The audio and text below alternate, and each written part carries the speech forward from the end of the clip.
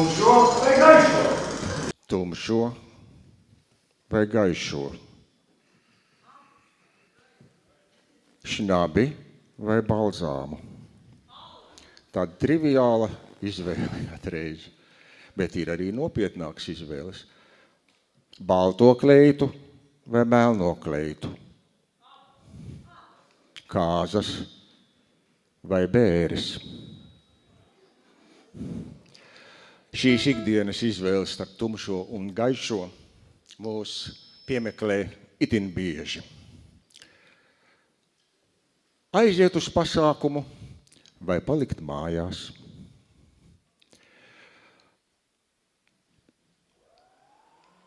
Jā. Piedalīties vai kritizēt. Rakstīt sūdzību vai darīt pašam. Ir ļoti svarīgi, lai mēs pamanītu to gaišo otrā cilvēkā. Jo itin bieži ir tā, ka mēs redzam tikai to sliktumu. Katram ir kāds melnumiņš, bet gribas redzēt to gaišo. Un 7.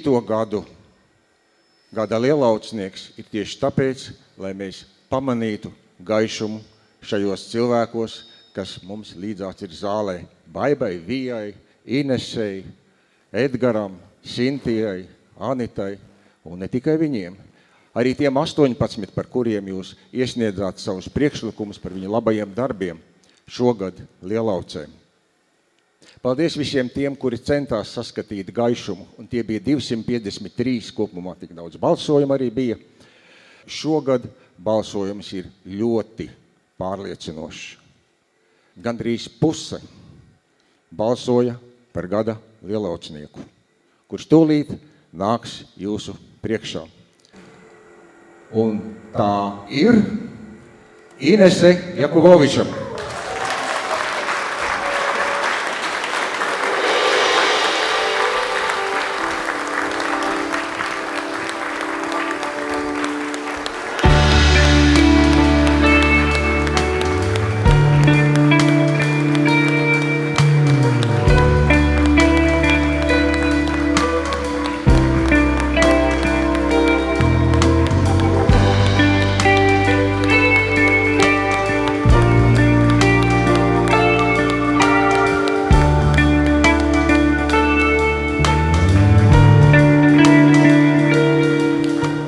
Samīļo tos akmeņus, ko kāds reiz sviedis tev.